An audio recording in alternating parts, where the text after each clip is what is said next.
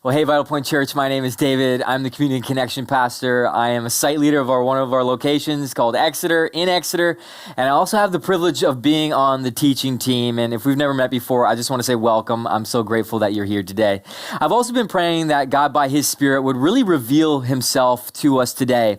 And when I say that, I've really been praying about maybe it's through the prayer time, or maybe it's through our conversation, or the creative arts, or maybe even a moment where someone's sitting beside you in a comfy chair or on a pew, and it's just a word of encouragement, and God would reveal Himself to you this way. And when I say that, I'm also really excited that you are here today. We as a church desire to reach people who are exploring and growing, and today's a great day to gather with one another. We're in a series right now where we are looking at and viewing the word success in ways. We've been looking at this idea of success through asking a question, how do we win at life, or how to win at life? But let me be very clear here. We're not looking at this question through the worldview. We're actually looking at it through God's perspective. Now, Amy, one of our teaching team members a few weeks ago, gave us the definition of winning, which literally means being successful or victorious. And what ends up happening when we hear that definition of winning at life, we take that and we take it in a worldview and apply it to our lives, and we take it and we live that out, whether that's through our jobs, maybe flashing the credit card every once in a while, or posting the right things on social media. That's how we show ourselves of winning at life to people around us, and this is what we do. And through this series, we're saying no to that view and looking at it through God's perspective of being marked by the fruit of the Spirit, which comes through a book in the New Testament in our Bible called Galatians. Chapter 5 actually records what it means to be marked by the fruit of the Spirit, which says love, joy, peace, patience, kindness, goodness, faithfulness, gentleness, and self-control.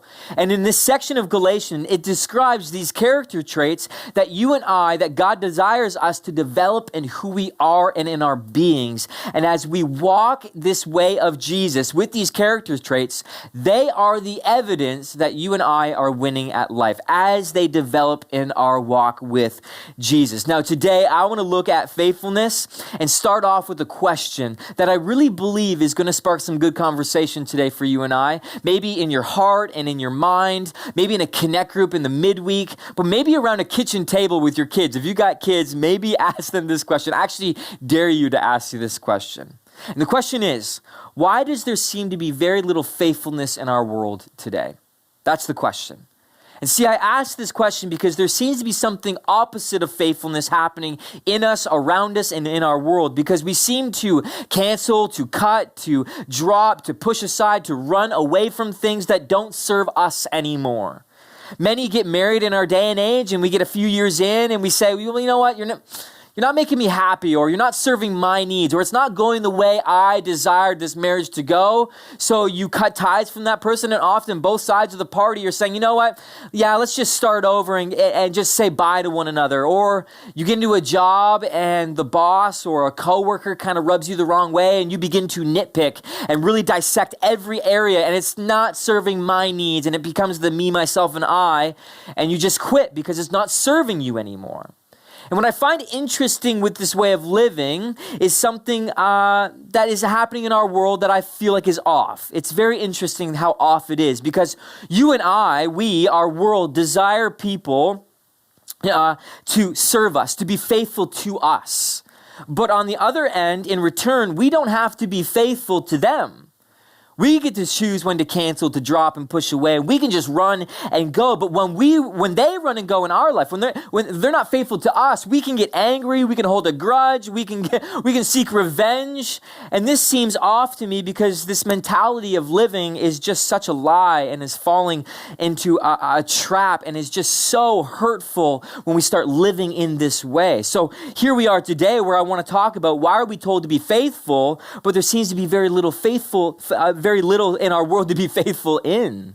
See, maybe, just maybe, you and I and many of us are actually putting our faith in the wrong things in this world. I would actually say, I believe we are putting our faith in the wrong things. I can remember in my life a few years ago, I was working in the electrical job for an electrical company. I was 3 years into my apprenticeship. It was going amazing. I had built so much trust with the boss, and there was just such great things happening, and I got put on great job sites. I had even a company truck. Not many apprentices actually get company trucks. Little do you know that. Like, if you don't know that, it was so cool to have that trust in a boss and in a company. And we actually hired this one guy on. He was a journeyman, and he became my journeyman because I was an apprentice. But my boss said to me, hey, like, I need you to help him understand the culture, how we trust each other, how we do things. And in the first 2-3 months, it was amazing. It was so great. He was teachable, fun, easy to work with. It was going so great. But all of a sudden, after a few months, things kind of changed.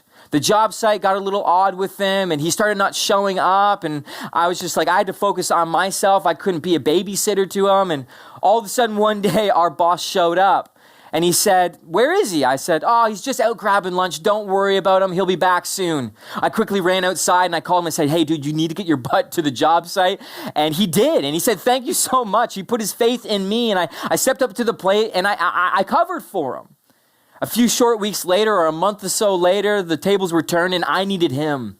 I started not showing up to the job site for some particular reason, and I wasn't following Jesus at the time, but I was seeking my interests, my own needs, and I didn't show up, and our boss showed up to the same job site, and he said, where's David? And in a time where I needed him to step up to the plate for me, he did the opposite. He threw me under the bus. He started backhanding and talking to me. It was just like, I could not believe, and I got a tongue lashing, and I'm surprised I didn't lose my job.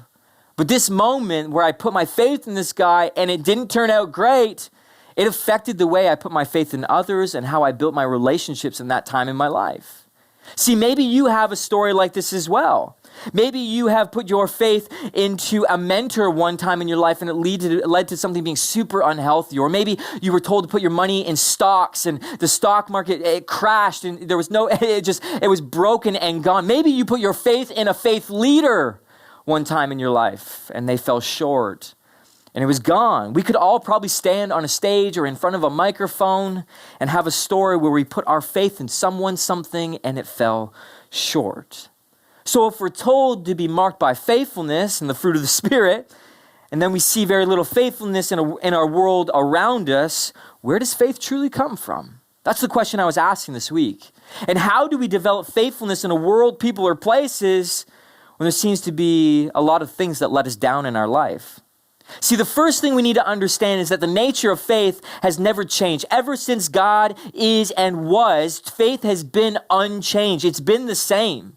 Some would say that the New Testament in our Bible actually reveals how much faith is important to us. But I want to go to an Old Testament story because when you read your Bible from front to back, you'll see that faithfulness is a massive theme in the Bible. So I want to take us to a guy named Abraham found in Genesis. And the New Testament book, Romans, written by a guy named Paul, actually refers to Abraham in the Old Testament as the father of faith. Let's look at this. In the Hebrew language, there's actually one word for faith and faithfulness. It's together, and the word is emunah, which means faith and faithfulness. So when I say faith or faithfulness, it is one. So when we're looking at Abraham's life, don't get tripped up on faith or faithfulness. It is one. It was the word that they were using, emunah. Some worldly teachings around faith actually suggest that faith is the matter of the mind, and it's all about believing in something and never wavering, never doubting at all. See, here's the thing. If we believe faith is that, and we believe it's not doubting, and it should actually come out in Abraham's life. That principle of never doubting should actually come out in Abraham's life. And if you know the story quite quickly, it's the opposite. You should be saying amen in your mind if you actually know the story of Abraham. It's the opposite. Abraham reveals to us the nature of faith and what truly it is. See, the very first book of the Bible, Genesis, records God coming to Abraham, giving Abraham 5 promises, or you could say one promise reinforced 4 times. Now, I know we all don't know the story or know the depths of it, so I want to go through it so we can see and understand where faith comes from and who we need to put our faith in. Promise number one comes from Genesis chapter 12, verse 1 to 3, where God promises Abraham that he's going to be a father of a great nation and that his family will multiply and bless the world, and it will be just incredible. And this would come through him and his wife having a son, a child. Side note here, quickly, they have no children. They had a hard time having children. Him and Sarah could not believe that God would even promise them a child because they had never had a child. But the catch was that this had to happen through them being obedient and putting their faith in God, in him, where they would actually follow him and leave their family behind. The catch was they had to leave their family, and when they left their family, they'd be leaving wealth, stability, and everything they knew. Their family thought they were crazy, but they did it. Abraham puts his faith in God, and what happens is, unfortunately, we see and begin to learn that he puts his faith in God, but he wavers, and as he leaves his family, he disobeys God's word, but he's still faithful. He still moves. He's still going forward, but eventually, he would obey God. Yes, there's ups and downs, but many of his actions show the reality of the inner doubt that many of us have and fear when we have a relationship with God. It's hard, but he puts his faith in him. That's the first promise, that he would be a father of great nations. And it reveals that he is up and down in fears and doubts. And then promise number 2 comes a few verses later, where Abraham comes to the land of Canaan. And when he arrived there, God says to him, hey, guess what? Your family that you're going to have is going to possess this land. It is yours. I prepared it for you. But Abraham, being human, the next thing he does, he disobeys God. He notices that there's a famine. He's experiencing the famine, and he goes down to Egypt because Egypt has everything that they need to live. So he sees the land, and he says, you know what? I know the plan, God. I see it. It's right here, but I've got my own interests. I've got to live. And in those actions and his fears and his doubts and disobedience, he actually puts his wife Sarah in a situation that compromises their lives. Luckily, Abraham does obey God and returns to Canaan, and there God, in his mercy, protects him. Promise number 3 comes the next chapter, where it's a quick reinforcement that came after Abraham and Lot, who is a family member. They divide the land of Canaan. They divide it up, and God says, even though you divided it, it does not worry, it does not matter, and I'm not worried. It's still going to be your land and your families, Abraham. It's part of my plan. So far, these 3 stories actually give us an encouragement and reveal 2 things to us. A, it reveals to us he was a person, Abraham, just like us, with ups and downs. Yet in the end, despite his mental and emotional seesawing back and forth, he remains faithful.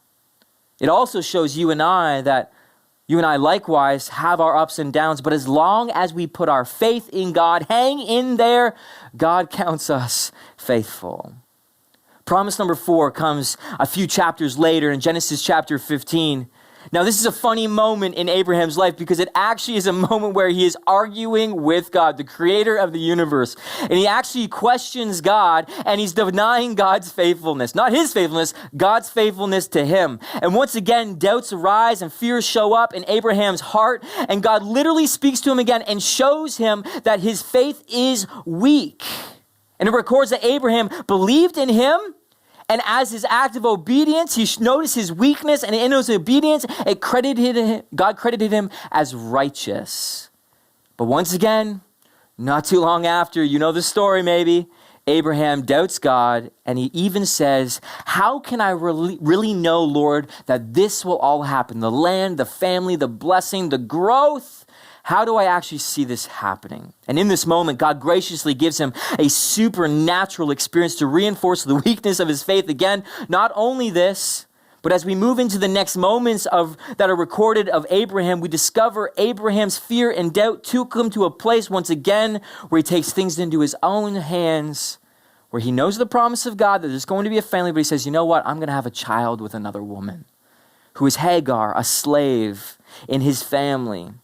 And he has a boy, and he's hoping and he's praying probably that God would bless this boy. I know the plan, God, but hey, let's try this one first. 13 years later, God shows up, and he reaffirms the original word that he gave Abraham, where God gives Abraham and Sarah a child, and they name him Isaac. And the name Isaac means laughter, because both of them were filled with laughter and disbelief in ways that only God could give them this child. It wasn't by their doing. It was by God's faithfulness and his promise that he would be a father of a great nation. Even though Abraham took things into his own hands, Abraham and Sarah saw the promise of who God is and what he was doing. Even though he had doubt and ups and downs, he finally did what God had commanded him to do. And what we need to understand here, there was a total posture and heart shift inside Abraham. Even though he was doubtful, his faith was in God and his plan and his promise and in his word. So much so that God actually, there's a moment recorded in Genesis chapter 22 where he wanted to see truly, was Abraham's faith in him? And Genesis chapter 22 verse 2 and 3 says, he said, take your son, your only son Isaac, whom you love, and go to the land of Moriah and offer him there as a burnt offering on one of the mountains which I shall tell you. So Abraham rose early in the morning, saddled his donkey, and took 2 of his young men with him and his son Isaac, and he cut the wood for the burnt offering and arose and went to the place of which God had told him. As you continue to read on, you'll see that Abraham wasn't messing around anymore. He tells the young men that he brought with him, his workers, to stay back because we're doing a live sacrifice. But Isaac, you're coming with me. And Isaac in this moment, actually, it's recorded that he says, Dad, like, we've got the wood, we've got the knife, we've got the fire starter, all this stuff, but where is the lamb? And he responds to his son saying this, verse 8, God will provide for himself the lamb for a burnt offering, my son. So they went, both of them, together. And this is where we see things take a turn because Abraham and Isaac literally get everything together, set up, and Abraham bounds Isaac to the altar, and Abraham's about to sacrifice his one and only son, and this is recorded for us. Verse 11, but the angel of the Lord called to him from heaven and said, Abraham, Abraham. And he said, here I am. He said, do not lay your hand on the boy or do anything to him. For now I know that you fear God, or you have faith in God, seeing you have not withheld your son, your only son sent from me. And Abraham lifted his eyes and looked, and behold, behind him was a ram caught in the thicket of his horns. And Abraham went and took the ram and offered it up as the burnt sacrifice and offering instead of his son. So Abraham called the name of that place, the Lord will provide. As it is said to this day, on the mount of the Lord it shall be provided. And the angel of the Lord called to Abraham a second time from heaven and said, by myself I have sworn, declares the Lord, because you have done this, and I will surely bless you, and I will surely multiply your offspring as the stars of heaven and as the sand that is on the seashore, and your offspring shall possess the gates of his enemies. His faith was all in God, and God provided. Now, see, here's the thing, and the big takeaway that we need to hear is, and understand here is, now you're probably thinking, like, why'd you tell me this morbid story of a God coming to a guy and promising, hey, you're going to be a father of a great nation, and then, like, he puts his faith in him, and it, like, kind of flip-flops all over the place, and then all of a sudden, he's, like, so faithful in God, he's about to sacrifice his one and only son. Like, it's a crazy story. But we need to understand here, we can't get tripped up on the sacrifice of his one and only son, because God was revealing to Abraham here that he was not like other gods. Other gods said, hey, sacrifice your children, sacrifice family members, burnt offerings to get my my love and my grace or whatever. But no, God was saying, no, I'm not like other gods. I'm faithful. I'll provide. Put your faith in me. So please don't get hung up on the sacrifice of his one and only son, Abraham, who is Isaac. But here's the takeaway that we need to truly see. See, we see a story of a man who walked in a living relationship with God. The relationship was far from untroubledness or doubts. Just look at Abraham's life. It was marked by loads of doubt and fear. It caused him to waver and disobey. But yet in the end, Abraham always returned to God, didn't cancel him or cut him out of his life or push him away. No, it came to a point in his life where he literally didn't even waver from his one and only son about to sacrifice him. See, the pattern we see in this faith-based relationship, living in relationship with God, is this, that God promises, Abraham has doubts and fears and consequences, but Abraham ultimately has acts of obedience. This is what a true faith-based relationship looks like. And we need to ask the question, if Abraham is the role model of faith, where it has ups, downs, and wavers and doubts, all of these things, can we truly redefine faith? I would say no, we can't. It can't go on unwavering. It can't go on mental belief and actually just standing firm in assurance and stability. No, it can't just be without doubt. There are doubts. If it was just going on no doubt, Abraham would not be our father and role model of faith. Our study of Abraham's life leads us back to understand that faith in its basic biblical meaning is trust expressed through personal relationship. And this trust and relationship are rooted and grounded in the promise of who God is, not emotions and feelings or serving my needs. It was God's promise which establishes Abraham's faith in the first place. And God kept coming back to his doubting son. Whenever he wavered or doubted, he reaffirmed him that the promise was still there. The power of Abraham's faith was not in Abraham's certainty or his mental belief or stability and emotions, but rather in God's promise and in his word. The grace of God came to Abraham through the promise, enabled him to walk in convictions regardless of his intellectual doubts or waverings of emotion. See, friends, faith is simply the willingness to walk in obedience, sustained by God's grace and his promise. What's crazy to think is the honest cry of Abraham's doubt and true expression of a reality and walk with God. Where being honest expresses the desire to actually walk, not to cancel, cut, or push away and run away from. No. And it wasn't about him just thinking positive thoughts or saying, you know what, I can just do better. No, faith is not about psyching yourselves up. It's about God lifting us up. I love how David Campbell says, people of faith are not strong people. They are weak people with faith in a strong God. Wow. Now, if you're not asking the question, what does this mean when it comes to winning at life? Let me ask it for you. What does this mean? This is what it means. God is looking for faithful, obedient people to build his church. Let me explain it like this from Matthew chapter 16 as we wrap up. It's an encounter with Jesus and his disciples, and he's asking them, who do they say I am, the Son of Man? And they said to him, some say John the Baptist, others say Elijah, others say Jeremiah, or the other prophets. He said to them, but who do you say I am? Simon Peter, one of the disciples, replies, you are the Christ, the Son of the living God. And Jesus answered him, blessed are you, Simon Bar-Jonah, from flesh and blood has not revealed this to you, but my Father who is in heaven, I tell you, you are Peter. This is the moment. You are Peter, and on this rock I will build my church, and the gates of hell shall not prevail. These guys in this moment would have heard the word rock and understood because they were saturated in the early scriptures. See, rock was a symbol and the marking of who God was and is. Deuteronomy, a book in the Bible, talks about how he is the rock. His work is perfect. The book of Psalms talks about the Lord is my rock and my fortress. You cannot move him.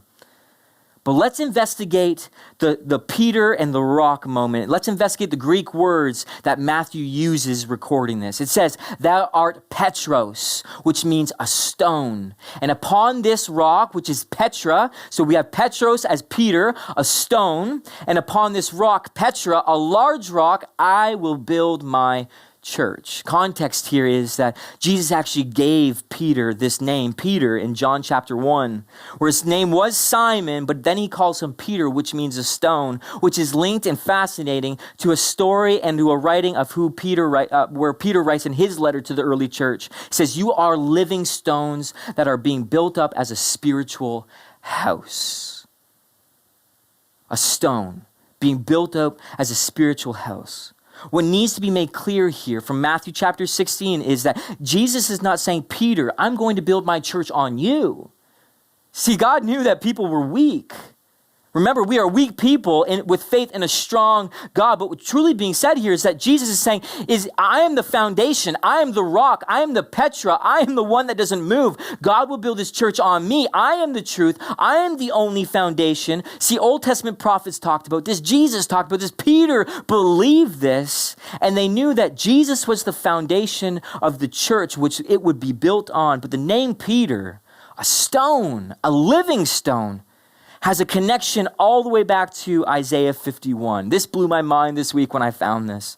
It says this, 51 verse 1 and 2. Listen to me, you who pursue righteousness, you who seek the Lord. Look to the rock from which you were hewn, to the quarry from which you were dug. Look to Abraham, your father, and to Sarah who bore you. For he was but one when I called him, that I may bless him and multiply him. See, Jesus in Matthew chapter 16 was connecting Peter, a stone, a living stone, back to where faith had originally began, Father Abraham and his wife Isaac. I love that line. Look to the rock from which you were honed, cut out, to the quarry from which you were dug. Look to the beginning. So this might just be me, or maybe you're picking this up, that people who are walking and practicing the way of Jesus have some DNA that is quite connected back to the forefather of faith, Abraham. And as Christ followers, we need to identify that we are living stones and realizing that it's part of our heritage of who we are as apprentices to Jesus. Even though Jesus is the only true foundation of his church, he uses faithful men and women, boys and girls, parents and grandparents to build his church, to be the evidence of what his church looks like of faith. See, we don't put our faith in ourselves or the things of this world. We all have stories of where they fall short or we get hurt, right? But we put our faith on the promise, on the word of God, the relationship of God through his son, Jesus Christ, coming alive by the Spirit. Faithfulness, not in this world, but in a promise who is God. That's what true faithfulness means, not in the things of this world, but in who God is, in his word, through a relationship with his son, Jesus. See, let's get really real for a second. I want to share my heart. Lots of people over the last few years have been walking away from the church, walking away from their faith in Jesus Christ, their faith in community, their faith in the church. And what deeply concerns me, and a concern that we have as a church, and our heart literally aches for this, is that people are believing the lie that they can be faithful without community, without one another.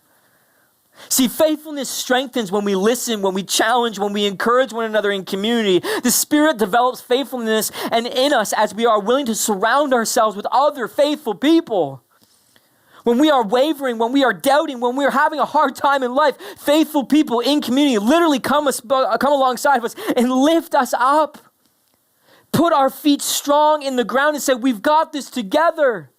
See, as we grow in faith as a community, but also individually, we will be faith-filled people who are established, who are reliable, who are stable. And God is desiring his church to be built on Jesus with living stones that say, my faith, yeah, it wavers sometimes. Yeah, I have doubts, but guess what? My faith is in Jesus.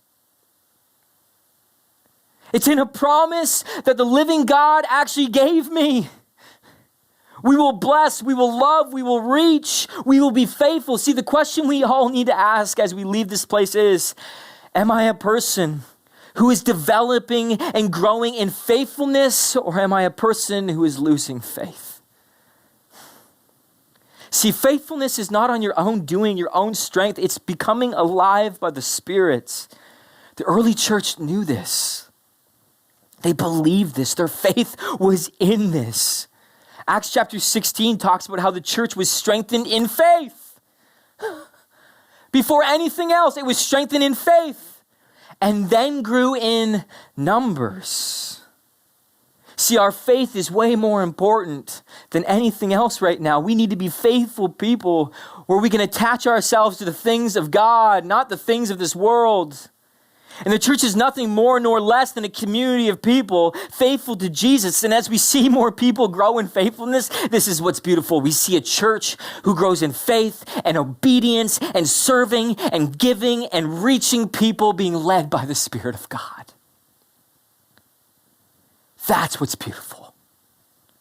We're seeing lives and hearts changed. God is desiring you and I to be obedient and faithful. If you need more evidence, read the book of Hebrews, chapter 11. It's a list of the heroes of faith, men and women who knew what it meant to put their faith in the foundation of the world, who is God.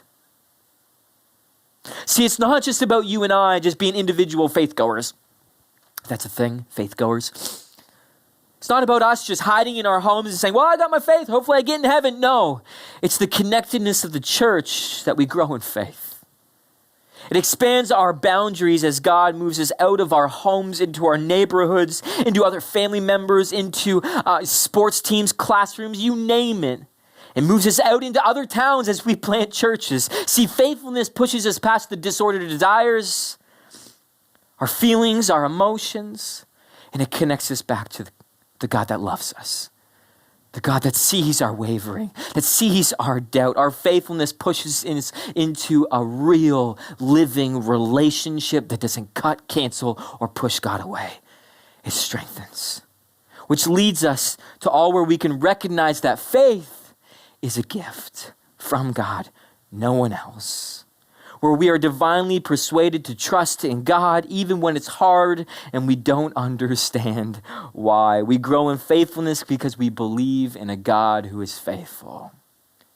You want to look at another perspective of faithfulness? Look at God being faithful to Abraham, always coming back to a wavering son. And God is saying, I see you, I know your doubts, but put all of your life, put everything that you have into me. Doubt with me, doubt in relationship, doubt in community, and see my faithfulness because I know you, I love you, and I see you. So the question is, are you someone who is developing faithfulness? Or are you someone that's losing faith? I'm praying that we would be a church that comes together in community and grows in faithfulness. God bless.